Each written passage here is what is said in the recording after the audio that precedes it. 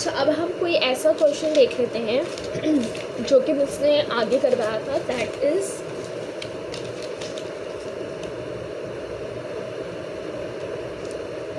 With atomic number and with mass number. ठीक है, अब यहाँ पर कह रहे हैं कि बीटा एमिशन हो रही है और कितनी एमिशन हो रही है, 1.11, 31% हो रहा है। ठीक है,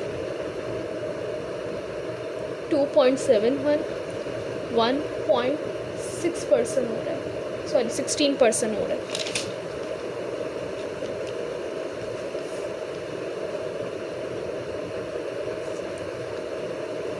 फोर 53% हो रहा है।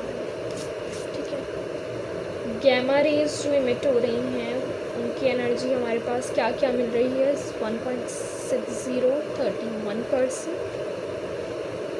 और 2.10, 47%। ठीक है, अच्छा सबसे पहले इसका हम न्यूक्लियर रिएक्शन देख लेते हैं। ठीक है, न्यूक्लियर रिएक्शन हमने कहा था कि वैसे तो यहाँ पर अगर मेंशन नहीं है कि बीटा पॉजिट्रॉन की इमिशन नहीं हो रही है तो ये बात नोन रहेगी कि यहाँ पर बीटा नेगेटिव की इमिशन हो रही है। ठीक है, इसके अलावा इसका दूसरा तरीका मुझे ये भी लगता है देखने का कि हमने पढ़ा है मैम सुमैया के कोर्स में कि जब हमारे पास जो है वो नंबर ऑफ़ न्यूट्रॉन्स की तादाद जब हमारे पास नंबर ऑफ़ प्रोटॉन से ज़्यादा हो जाती है, ठीक है, तो उसके नतीजे में हम कहते हैं कि हमारे पास इलेक्ट्रॉन की इमिशन होती है। ठीक है, जैसे कि हम यहाँ पर न्यूक्लियर डिके प्रोसेस में भी हम देख सकते हैं, यहाँ पर हमें इसने भी पढ़ाया है कि जब हमारे पास न्यूट्रॉन प्रोटॉन में कन्वर्ट होता है तो उसके नतीजे में इलेक्ट्रॉन निकलता है। ठीक है, तो इसमें हमारे पास यहाँ पर क्या हो रहा है, न्यूट्रॉन प्रोटॉन में कन्वर्ट हो रहा है तो उसके नतीजे में इलेक्ट्रॉन निकल रहा है, यानी कि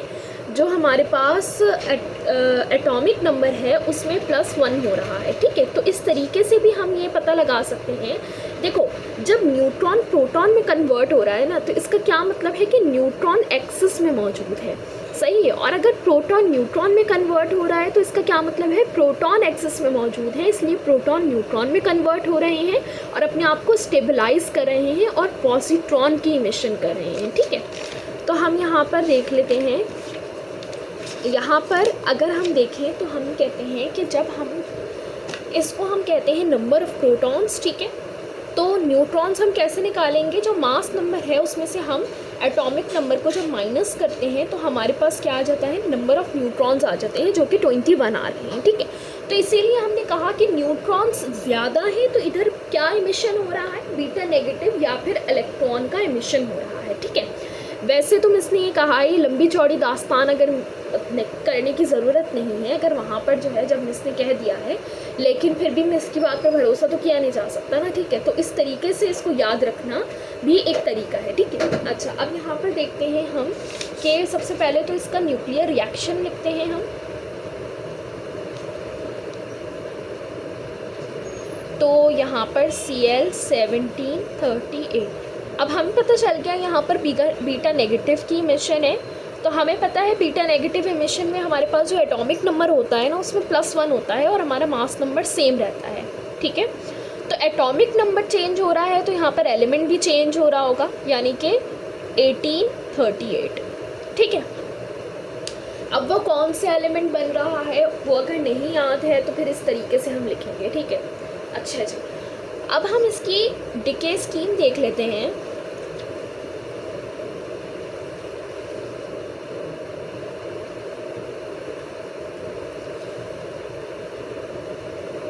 इसको मैं अब इस तरफ करके बना रही हूँ क्यों, मुझे अब पता है कि जो Z है वो इंक्रीज़ हो रहा है तो इसकी सारी जो डिसइंटीग्रेशन होंगी वो इस साइड पर करवाऊँगी, मैं दिखाऊँगी। ठीक है,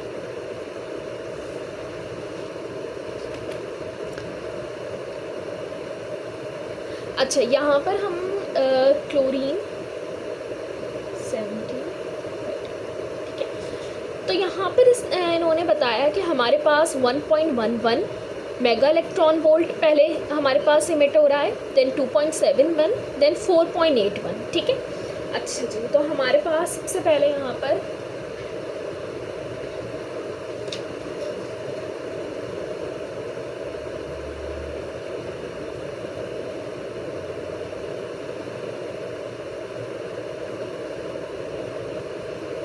मेन एमिशन हो रही है। सबसे पहली जो हमारे पास हो रही है वो हो रही है 1.11, 2.71, then lastly we have Y1838 with 4.81। ठीक है, अब हमने क्या करना है, अब हमने इनकी जो ट्रांजिशंस हो रही हैं उस ट्रांजिशन एनर्जी के डिफरेंस को हमने कैलकुलेट करना है। तो सबसे पहले इसके ट्रांजिशन एनर्जी के डिफरेंस को कैलकुलेट करने के लिए 2.71 को माइनस करूँगी 1.11, 2.71 माइनस 1.11, तो मेरे पास आ गया 1.6। ठीक है, तो अब मैं देखूंगी कि 1.6 की जो वैल्यू है वो यहाँ पर हमारे पास मतलब कि एक गामा एमिशन हो रही है जिसकी एनर्जी 1.6 है, यानी कि इससे जो हमारे पास एमिशन हो रही है गामा की वो 1.66, ठीक है, 60। तो हमारे पास एक जस्टिफिकेशन हमारे पास गामा रे की होगी, तो हम इसको क्रॉस कर देंगे, मतलब कि हमारे पास जो है वो ये बिल्कुल मतलब हो गई है ट्रांजिशन। सही है, अब हम दूसरी ट्रांजिशन देखते हैं। तो दूसरी ट्रांजिशन हम कह रहे हैं कि 4.81 को जब मैं माइनस करूँगी, ठीक है, क्योंकि अब इसके लिए एक्साइटेड स्टेट क्या है 2.71, तो इसमें से 2.71 को जब मैं माइनस करूँगी तो मेरे पास 2.1 आया, और 2.1 की भी गामा एमिशन हमारे पास यहाँ पर दी हुई है। ठीक है, तो हमने फिर यहाँ पर लिख दिया कि अब हमारे पास जो इसका एनर्जी डिफरेंस है वो क्या है, वो है 2.1। ठीक हो गया, तो हमारे पास ये जो गामा एमिशन है यहाँ पर ये भी जस्टिफाई हो गई, बीटा एमिशन भी हमारे पास जस्टिफाई हो गई। ठीक है, अब यहाँ पर हम देख लेते हैं कि हमारे पास जो एक्साइटेड स्टेट्स हैं वो हमारे पास कितनी हैं। पीछे हमारे पास एक एक्साइटेड स्टेट थी, अब हमारे पास यहाँ पर चूँकि ग्राउंड स्टेट से जो पहले वाली स्टेट्स होती हैं वो सारी एक्साइटेड स्टेट्स कहलाएंगी। ठीक है, तो हमारे पास यहाँ पर कितनी स्टेट्स हैं, 2 स्टेट्स हैं, तो हम कहेंगे कि एक्साइटेड स्टेट हमारे पास कितनी हो गई, यहाँ पर 2 हो गई। एनर्जी, टोटल एनर्जी कंज्यूम, ठीक है, अगर हमारे पास जो है वो डायरेक्टली ग्राउंड स्टेट की एनर्जी हमें नहीं दी जाती है, और वो कब हमें पता चलेगा कि हमें नहीं दी गई हुई, वो भी हमारे पास एक सवाल है। ठीक है, तो हमें अगर नहीं दी जाती है तो उस सूरत में हमें थोड़ा सा अपना दिमाग लगा के थोड़ा सा वहाँ पर मतलब कि चीज़ें लगा कर हमें पता लगाना होता है कि हमारी टोटल एनर्जी कंज्यूम कितना है। ठीक है, वहाँ थोड़ी सी इतनी डिफरेंट चीज़ नहीं होती है, थोड़ी सी डिफरेंट होती है बस। ठीक है, लेकिन चूंकि यहाँ पर जो हमारे पास ये ट्रांजिशन यहाँ पर इन्होंने दी हुई है, और इस ट्रांजिशन के नतीजे में जो गामा एमिशन एमिट हो रही है वो एमिशन इन्होंने यहाँ पर मेंशन की हुई है। ठीक है, और हमारे पास, या फिर हम इसको दूसरे तरीके से कह सकते हैं कि यहाँ पर जो गामा एमिशन की एनर्जी मौजूद है, ये गामा एमिशन हमारे पास इस ट्रांजिशन के नतीजे में आ रही है। ठीक है, तो हम ये कह सकते हैं कि हमारे पास यहाँ पर गामा एमिशन भी पूरी हो रही हैं, क्योंकि 1.6 जो है वो गामा यहाँ पर एक इमिट हुआ और यहाँ पर एक इमिट हुआ, तो गामा एमिशन भी पूरी हो रही है हमारे पास। तो हम कहेंगे कि 4.81 जो है वो हमारे पास वो एनर्जी है जो कि उसको ग्राउंड स्टेट पे लाकर छोड़ रही है। तो यहाँ पर जो टोटल एनर्जी कंज्यूम हो गया वो हमारे पास हो गया 4.81।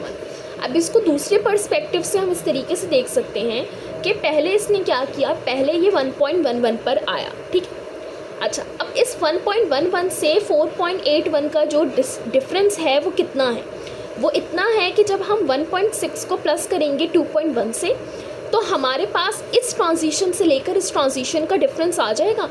और अगर हम 1.11 में उस वैल्यू को प्लस करेंगे जो इन दोनों को प्लस कर आ रही है, तो तब भी हमारे पास जो एनर्जी आएगी वो हमारे पास टोटल एनर्जी कंज्यूम होगा। ठीक है, अब पता नहीं मैं ये बात सही से समझा पा रही हूँ या नहीं, मुझे अंदाज़ा नहीं है, लेकिन इसको इस तरीके से देख सकते हैं कि 1.11 में मैंने पहले 1.6 पे प्लस किया, फिर मैंने 2.1 प्लस किया, तो मेरे पास अब देखो वही एनर्जी आ रही है जो कि हमारे पास जो है वो लास्ट ट्रांजिशन की एनर्जी है। ठीक है, 4.81 सही है।